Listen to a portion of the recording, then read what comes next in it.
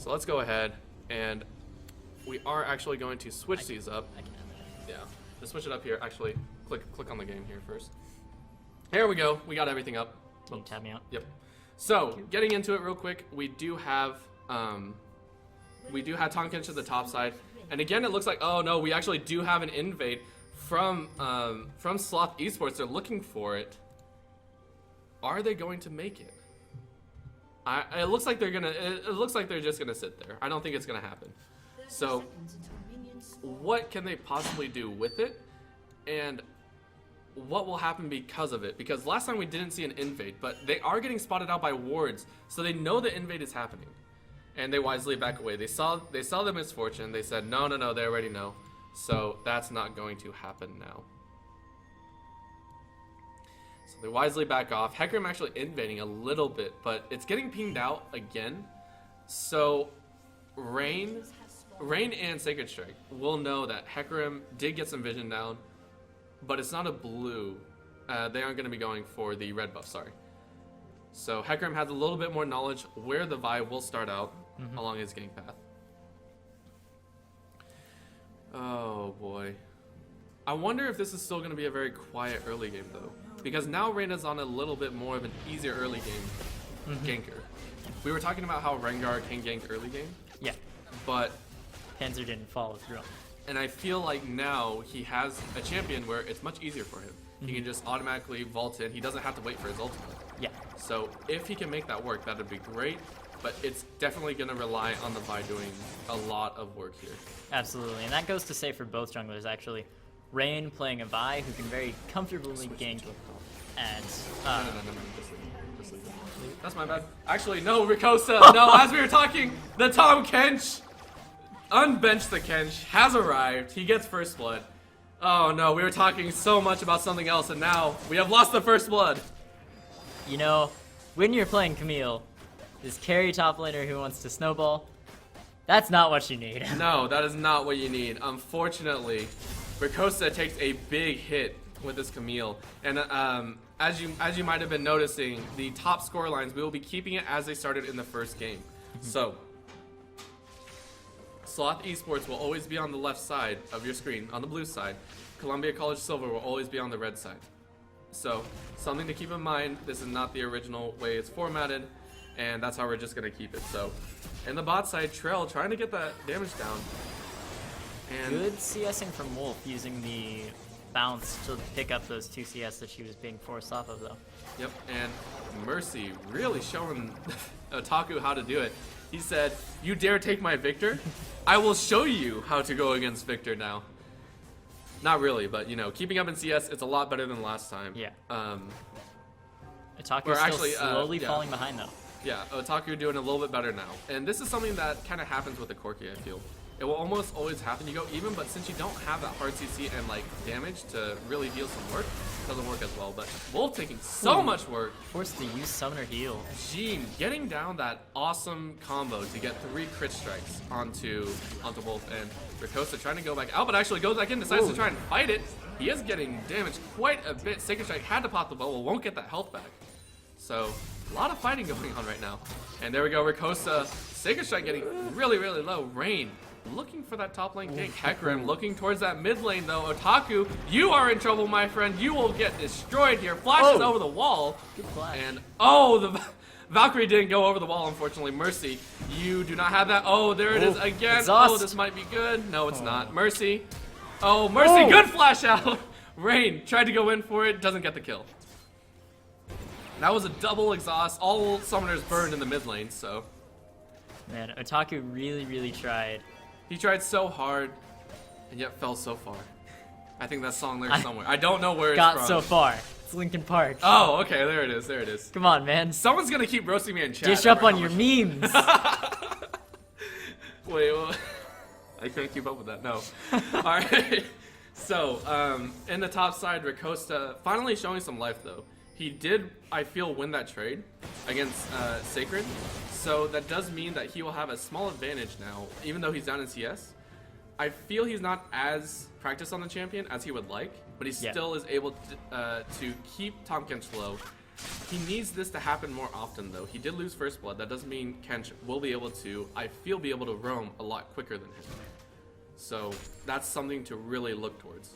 Yeah, that's actually a worrying factor when it comes into Camille's getting picked up, is she is banned so often that people might not have had that much of a chance to even practice her, just simply because they don't get the chance to play her, even if they want to. Yeah, and so, yeah, Rakosa actually pushed off this wave. He's actually going to let it hit the tower and just pick up as much as he can there.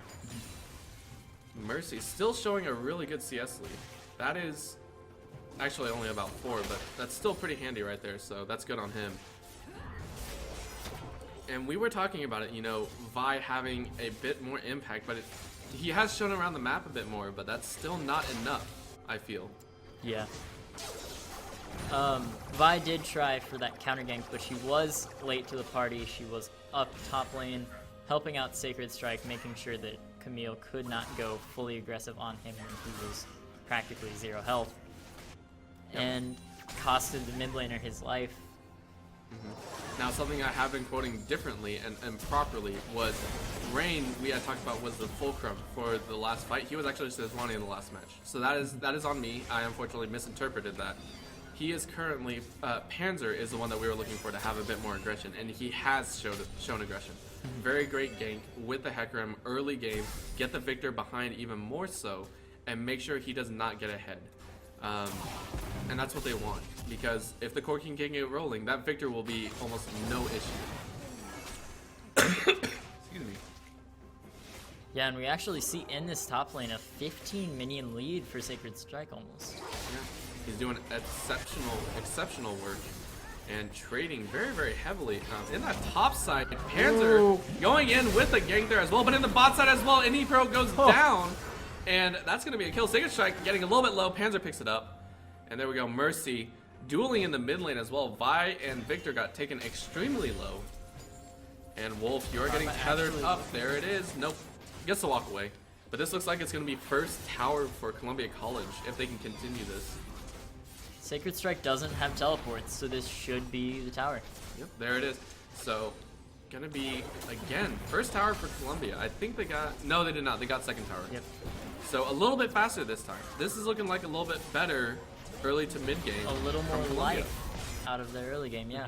But again, last time they won by playing slow, steady, and not allowing anything to really happen in the early stages of the game. So they might look to continue that trend, or they might look to accelerate the pace and deal some more work. Sacred Strike actually ulted right into the middle of them and might get a kill here on Hecarim. Hecarim, no. Ults has to run away, but Vi is here. Level 6 goes all the way to the backside. Doesn't have ult because she used it, I believe, mid lane to try and kill the Corki. So Hecarim gets away. The shortest ultimate a Hecarim could ever charge, but he gets away. That's all that matters. All that matters, yeah. So that is a tower for a kill, I believe, in the bot side. Yes. No, a tower and a kill for a kill. So not exactly what you want to trade for Sloth Gaming, but they'll take what they can. Yep, a early 600 gold lead coming in for Columbia College. And man, Camille is actually keeping up with these items against Tahm Kench, even despite being down 20 CS. The Phage into the Sunfire camp is about equal, as even added on with her 2 longswords that she's got sitting in the wings. But here we see the jungler and the mid laner for Columbia both moving towards that Triforce power spike, which will come online at around 14, 15 minutes ideally. And Rakosa going in on Sacred Strike. Sacred Strike has no way out. He doesn't have flash either. This could easily be a kill. Rakosa does have ultimate. He can try for a kill. He gets eaten up, but I think that's going to be the kill no matter what. There it is. Challenged and dead. And there's the strength of Camille. Yep, there it is. But Vi is moving around the bottom side, but Panzer is there. Says, no, you don't get a touch. You stay away. You can try to run away, but I will not let you.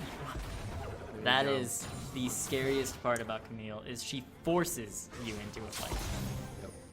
And maybe that's why they were also deciding to keep away the Gragas. They decide to make sure that they do not have that disengage. Because remember, Camille can lose the duel if she gets shoved out of the circle, or the octagon, I should say. Yep.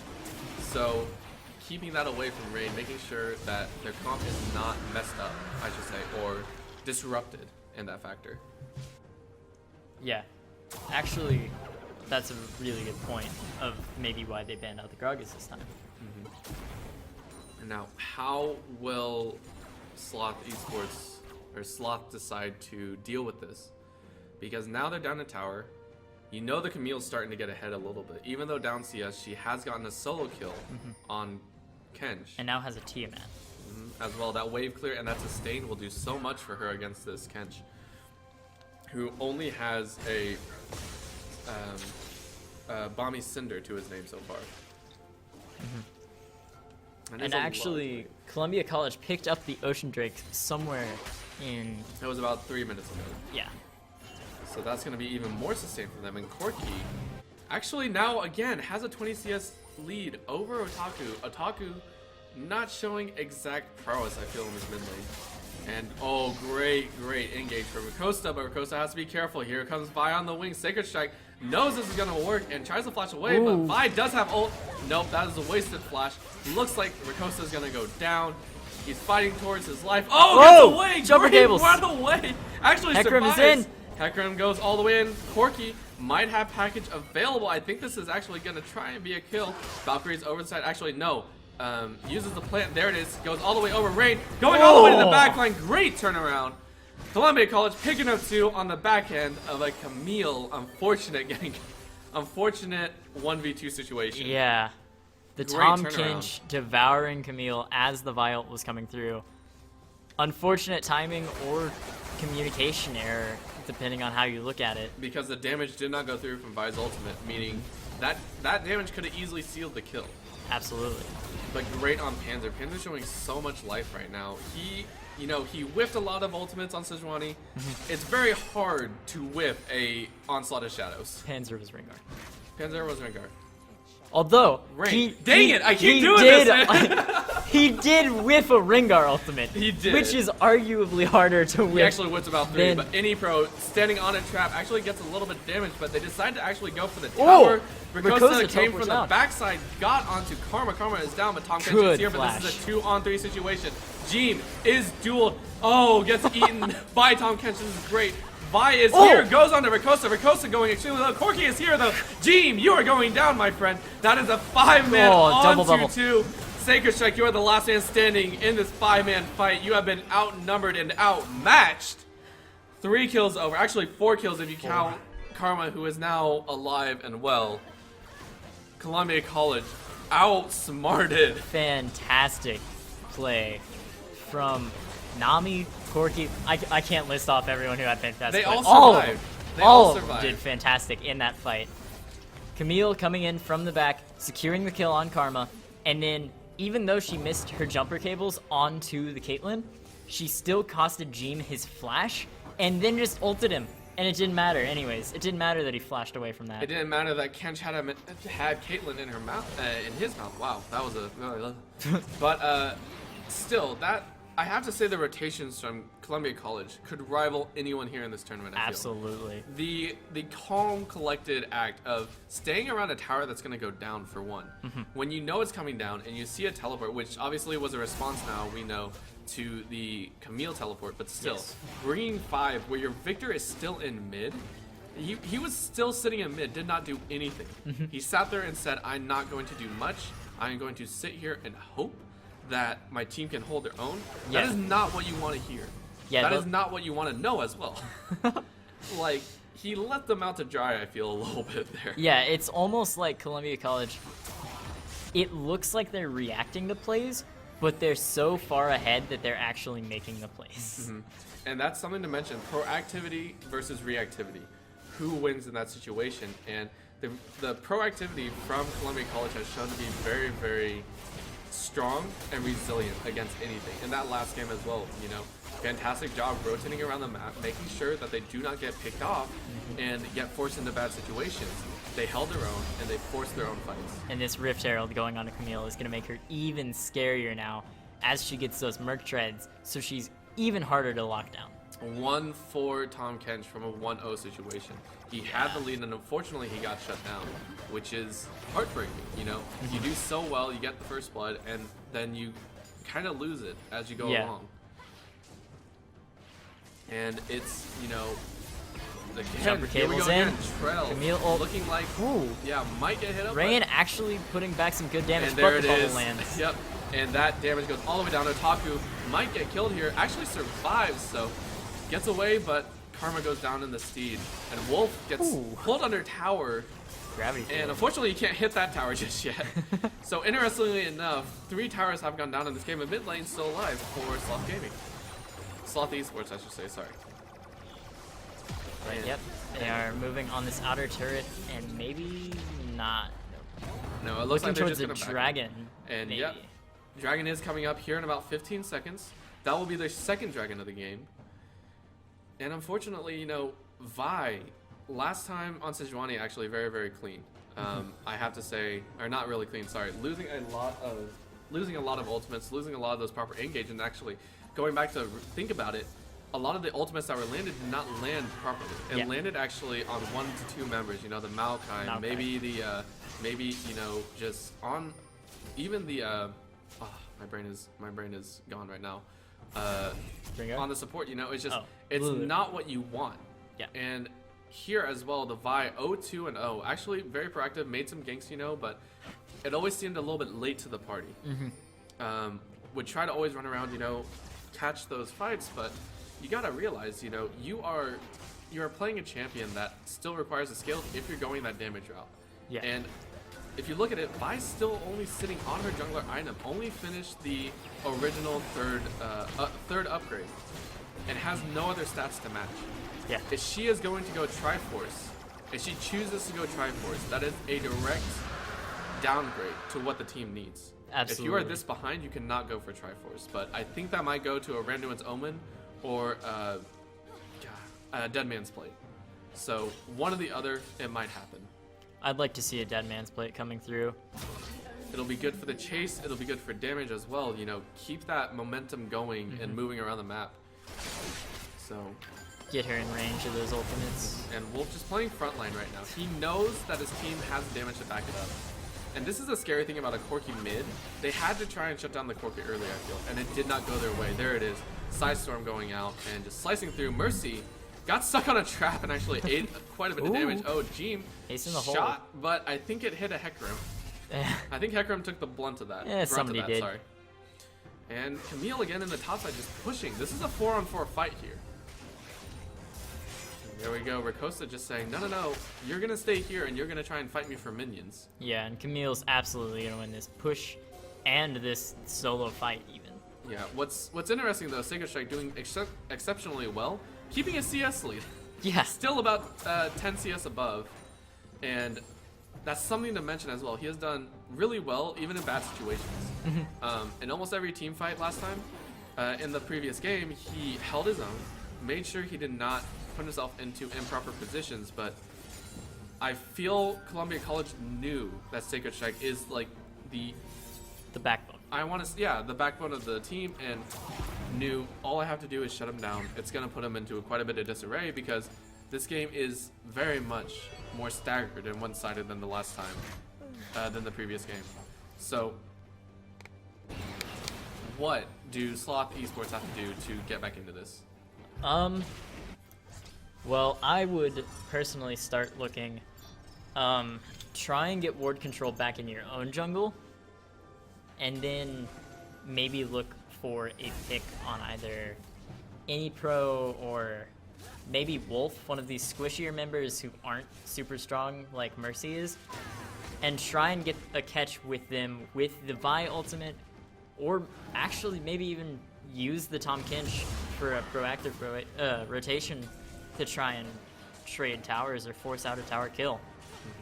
Look at this ward control from Columbia College. They know that they want to go for Baron soon. Actually, it's still below 20 minutes. It hasn't even spawned yet. And they know that's their next big objective, so... Oh, this could be bad. Columbia College looking for that death push. Wisely Sloth back up. Decide not to go for it. Yep. Because Camille is in the bot side pushing that tower down. That is painful right there, because you have the Camille which you let through the pick ban phase, and now it's really going against you. Oh yeah. And you were correct, you know, that even though she got got killed for first blood, she still came back with a vengeance. Now up in a CS difference, and that just means that her push power is all the more dangerous. Yeah. Tom Kinch is not going to be able to do much against it, and they're actually starting up this Baron. I'm not sure if this is going to go over well. Actually, again. Yep, and that's actually going to be a 5-man Baron, so they actually make it, I believe. Oh, Sloth Esports are trying to rotate just for it. not moving. They do have damage down. Is that going to steal? No. They do get the kill on the Baron, picked up by the smite from Hacker. And what's actually really interesting is they tried to burst it down with the ultimates. All the ultimates went down in that fight. In that Baron fight, they said, Baron, you are not going to live. And here we go again now. And this is much stronger than last time. Yeah. Actually, a better first Baron, I should say, because Sloth in the first time actually lost 3 members when they did it. So very commanding from Colombia. I have to say, one of the best calls I think I've ever seen, and the ward coverage. They completely snuffed out the vision. And as Sloth Esports were trying to rotate through and get the vision down, they just went straight for Baron. As the clearing went through, that's all they had to do. And Sidestorm goes down trying to clear the minions, gets actually the backline, but the melees are so tanky right now, that's all they need. Yeah. You wonder if Sloth was almost broken mentally after the last game, coming to a close after such a long haul. And they were doing very well in terms of objective control. They had the tower advantage. They had a 3 tower advantage, I believe, at one point. And now they're down 5 towers. 8,000 gold. That is the highest deficit. Actually, we passed that deficit, I want to say, in the 5 to 30 minute range. Yes. We completely surpassed that range. Oh. Because last time it was, in the last game it was only about, I want to say 500 to 1k. This is 8k, 8,000 gold within 30-minute time frame. Absolutely. That's ridiculous. And it might just be the comps, it might just be to the playstyle from them, but they have done, Columbia College have absolutely ruined Sloth. Mercy taking some good damage from Itaku. He's still trying to pump out those lasers, but he's just not dealing the damage he needs to. Yeah. I feel that Mercy is just laughing on the inside, saying, your Victor can't beat mine. Yeah. Just a little bit on the inside. Maybe that's a little bit gung-ho of me. And, oh, Misfortune. Rain of Arrows actually misses, and Mercy actually stood on top of a trap, and that is a massive fight going on the top side. And let's go ahead and take a look there if we can. Oh, there we go. Yeah, chasing in the bot side, and actually in the bottom side, Tom Kench goes down. Great job on that. And that topside fight seemed a little bit messy. Hail of Bullets actually misses completely, but they did get the towers, so now the inhibitor is open. So that just means that Camille has even more threat in the top side. If they lose the inhibitor, that's going to be even worse. Yep. Mountain Dragon is on the table. That's going to be 2 for Columbia. That just means that they're going to push down even more. Oh yeah. And with the siege comp that they've built themselves, with the Misfortune and the Corki to tear down these towers, with the double AD comp, and then Camille and Hecarim the threat going in, if Sloth even try to defend their own base, it's terrifying, honestly. Especially now with 2 Mountain Drakes, giving them, what, 20% bonus damage to towers and objectives? Yep, just about, and that just means that they're going to split again. Camille go into the mid lane, push up that mid lane, push up top side, and keep the 4-man rotation in the bottom side of the map. Make sure the Baron play is still going, which it will time out here in about, I think, 30 seconds or so. So that'll go down here shortly, but they still have an immense amount of pressure. Sloth aiming for 5 members in the bot side, but now they see Camille, so they have to back off, send someone up there. But Sacred is not going to be able to do much up there, I feel. He's already lost a 1v1 under tower to Camille. They cannot let that happen if they want to defend their base. There it is again. Ricosta goes all the way in. Vi is there to counter gank as well. No one is around the side. Gets eaten, unfortunately. Another devour. Yep, and that's not what you want. Rain going all the way there. Ricosta trying to get away. This could be a kill there. No, they have to back off. They have to defend their base.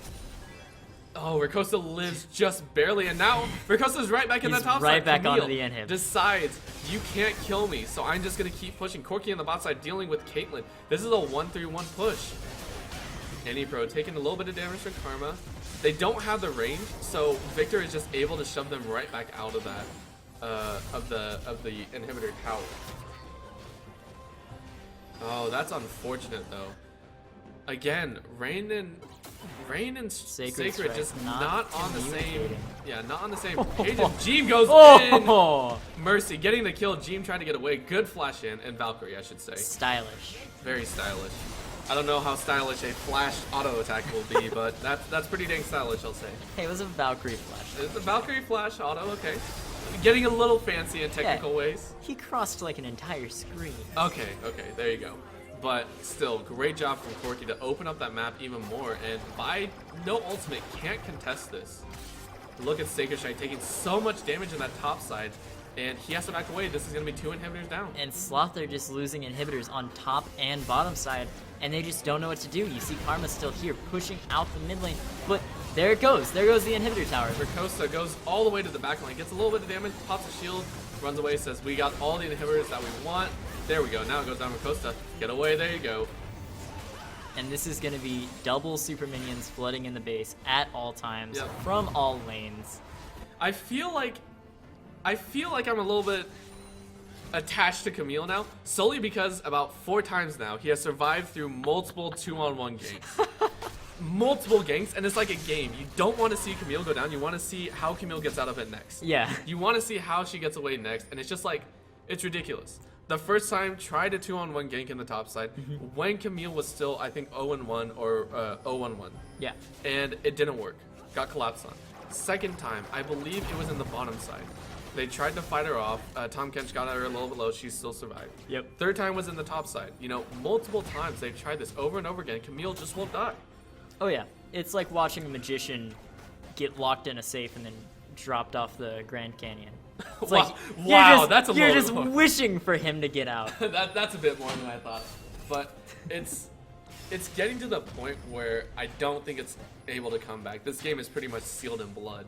Yeah. And the only way I feel that Sloth can come back is if they get someone else, and I don't think it's going to happen. Sacred Strike taking so much damage, Tom going so low, and Mercy bringing out the rear, but that hail of bullets. Victor taken down to about 1/10 of his HP. Yep. Has to run away. And this 11k, almost 12k gold lead is just, it's suffocating Sloth. They can't leave their base, but they can't do anything inside. I think what's more suffocating is seeing 3 of your inhibitors down and realizing you can't do anything about it. So that is Baron going over as well. It looks like Columbia are here to put the seal on top of the envelope, called a 2-0 victory. They're just going to push right up mid, not even regarding the enemy team, and just saying, hi, how you doing? Yeah. We're going to take over your base. So now these double super minions from every lane that we were talking about now have a Baron buff. Yep. Have fun. Yeah, and there we go. They're just, and they know they don't have to fight this fight. All they have to do is just let the waves push in. And both towers are down. They do find Wolf. Wolf gets cleansed out though. Everyone's going in the backline. Ricosta! Otaku goes down. Great kill onto Victor. Victor going down, and that is going to be a clean sweep. Down they go. 2-0. 2-0 over to Columbia College. They will advance to play Zenith Esports. Great job. Absolutely.